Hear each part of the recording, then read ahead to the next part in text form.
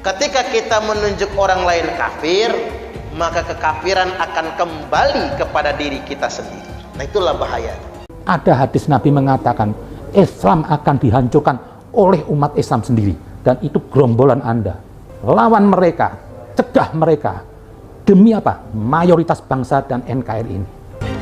Nah, di mana Hizbut Tahrir dengan konsep khilafahnya difitnah ingin melakukan subversif, difitnah ingin melakukan tindakan-tindakan yang bertentangan dengan ketentuan negara. Itu semua fitnah. Pernyataan Habib Rizik yang memerintahkan kepada FPI seluruh Indonesia untuk memasang bendera HTI di markas-markas mereka. Bendera HTI yang mereka sebut sebagai bendera tauhid. Ingin saya katakan, mulailah dari dirimu, wahai Habib Rizik.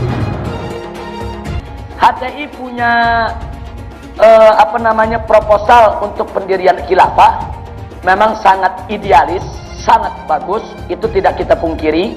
Sangat idealis, sangat bagus, memang seperti itu yang kita inginkan. Soal khilafah, ulama sepakat khilafah harus ditegakkan. HTI betul, memang khilafah itu harus ditegakkan. Ya, demokrasi ini memang nggak boleh, tapi realitanya saat ini yang ada pilihan di depan kita demokrasi. Kalau kita tidak manfaatkan, tidak kita tunggangi, kita tidak masuk ke dalamnya, nanti musuh Islam yang pada masuk. Ini jihad apa? Anda nggak jihad ya Rizik. Jadi tutup mulut Anda. Jangan terlalu banyak cincong. Dan gerakan Anda ini semua apa? Ada duit di belakangnya yang gerakan. Saya dengar malah dapat diskon 2 tahun. Sementara seorang Ahok yang difitnah, yang dia tidak salah, dimasukkan penjara, dikenakan pasal 5 tahun, karirnya habis. Dia minta pengajuan ditolak di Mahkamah Agung. Sementara Rizik yang sudah jelas, anak kecil tahu, ini gerombolan buat makar, bertopeng agama, dapat diskon 2 tahun. Jangan mau kita diadu domba dengan ISIS, saudara. Sekarang ini banyak pihak-pihak menginginkan supaya kita bermusuhan dengan ISIS, supaya kita menggebuki ISIS. Betul. Itu tidak akan dilakukan oleh FPI, saudara.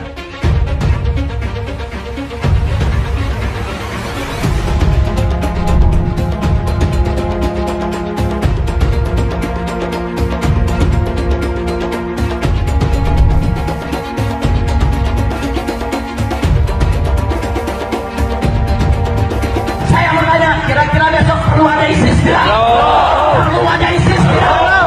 Takbir! Tanya ada 37 anggota FPI atau dulunya anggota FPI yang kemudian gabung dengan JAD, dengan MIT dan sebagainya yang terlibat aksi teror. Makanya Densus 88 yang menjadi koboi ini. Begitu juga teroris tangkap lempar kepala umumnya. Tahu Densus 88? Salot 88 obat murah.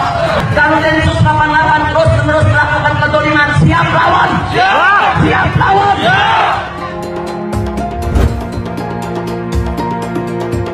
Tapi terus dinegosiasikan dengan kasus harus membebaskan A, B, C, itu tidak ada hubungannya kan. Lah orang yang ditahan-tahan kayak Abu Bakar Basir dan sebagainya kan tidak ada hubungannya dengan Habib Rizik. Bagi MUI Pancasila sudah final. Jadi kalau dia berbeda ini maka MUI tidak membenarkan. Nah karena itu kita tak sektor yang haram. Bahkan Rizik videonya, jangan lupa like video ini dan subscribe channel ini, serta nyalakan lonceng notifikasinya untuk mendapatkan fakta harian terbaru dari kami selanjutnya. Terima kasih. Jadi kalau andai kata kita ikut pengajian, masuk kelompok, halakoh misalnya, atau diajak teman, atau punya tetangga yang memenuhi ciri-ciri ini, maka dia mengarah kepada kelompok radikalisme, bahkan bisa mengarah kepada kelompok terorisme. Ini harus hati-hati sekali. Apa ciri-ciri mereka? Yang pertama, mereka menganut paham takfiri. Apa itu paham takfiri? Mengkafirkan yang tidak segolongan dengan mereka. Itu namanya paham takfiri. Makanya misalnya saya ambil contoh sederhana. Studi kasusnya NII atau Khilafatul Muslimin. Mereka punya doktrin namanya taslim. Taslim itu apa? Pernyataan masuk Islam. Jadi orang-orang yang belum taslim mereka anggap belum Islam, maka masih kafir. Yang Islam mereka saja karena sudah taslim. Ini menganut paham takfir, mengkafirkan orang lain yang tak segolongan sama dia, mengkafirkan yang tak sepaham dengan dia.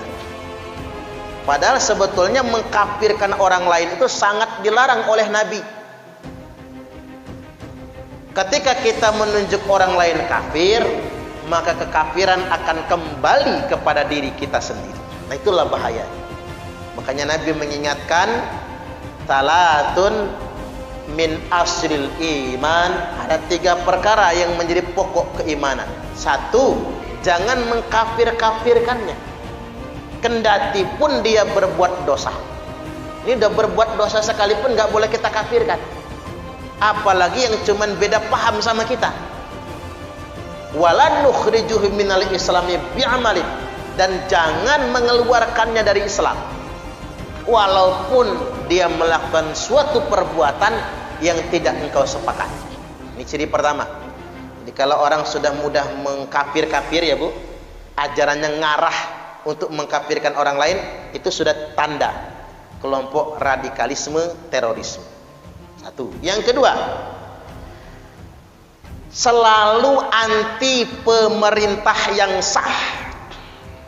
Anti pemerintah yang sah. Coba jajal kalau nggak percaya. Ibu-ibu masuk pengajian di Khilafatul Muslimin, dia akan jelek-jelekin pemerintah, pasti. Dan tidak mengakui pemerintah. Kata mereka pemerintah bukan ulil amri tapi togut, kata mereka. Yang jenengan yang pernah ya Bu ya, Bu Ustazah kan pernah ikut ngaji begitu kan? Togut, hampir jenengan.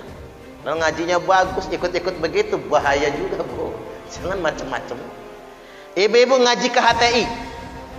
Orang HTI itu kalau penampilan soleha, pakai kerudung iya. Tapi nggak pernah ngaji itu kecuali ngejelekin pemerintah. Pasti ada aja yang jelek pemerintah ini. Karena target mereka mengajak umat ini nggak percaya dengan pemerintah yang sah. Itu sudah ciri pokok mereka ini.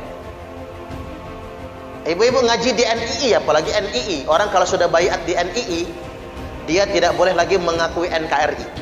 Yang dia akui hanya NII saja, Negara Islam Indonesia. Begitu caranya. Ciri ketiga, pro ideologi khilafah dan anti ideologi Pancasila. Ciri mereka. Pasti mereka tuh ngomongin Pancasila togut. Jadi kalau kita ngaji, udah diajak Pancasila togut, yang benar khilafah, nah itu mulai. Cara ngejawabnya kayak mana? Saya kasih tahu sama ibu-ibu cara jawabannya. Kan sudah pernah saya kasih tahu juga. Khilafah itu nggak diperintahkan. Ngapain diperjuangkan? Wong demokrasi ini sudah sistem yang sangat ideal. Sudah sangat ideal demokrasi ini. Jadi saya berpendapat malahan sistem demokrasi Pancasila ini sudah sistem yang terbaik sebetulnya.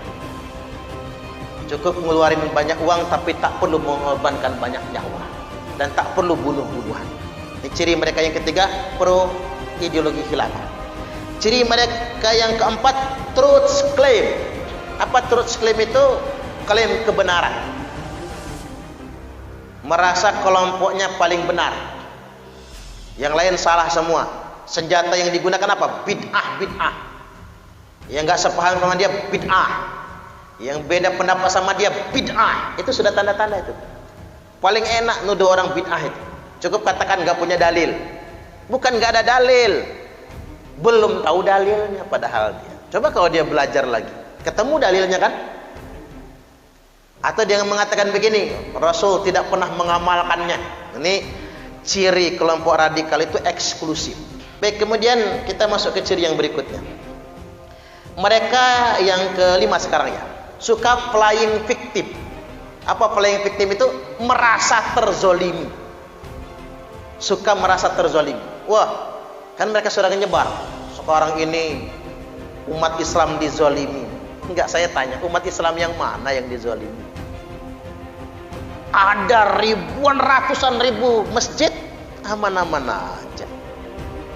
Di Bandar Lampung ini Bu, sudah hampir 1000 masjid jumlahnya. Aman-aman aja. Masjid bebas-bebas saja, nggak ada masalah itu. Umat Islam yang mana yang dia katakan? Ada ribuan pesantren, puluhan ribu pesantren, aman-aman saja. Ulama dikriminalisasi, ulama yang mana? Ulama yang mana?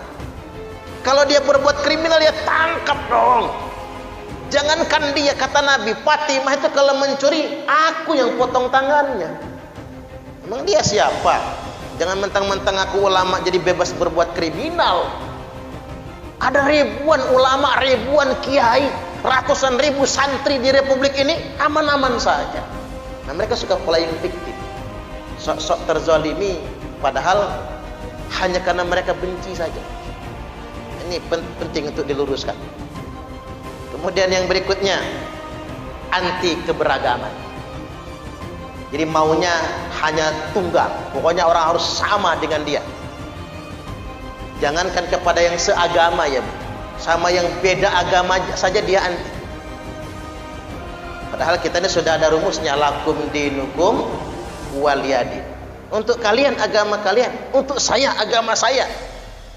Makanya sebetulnya penting kita itu menampilkan Islam yang rahmatan lil alamin.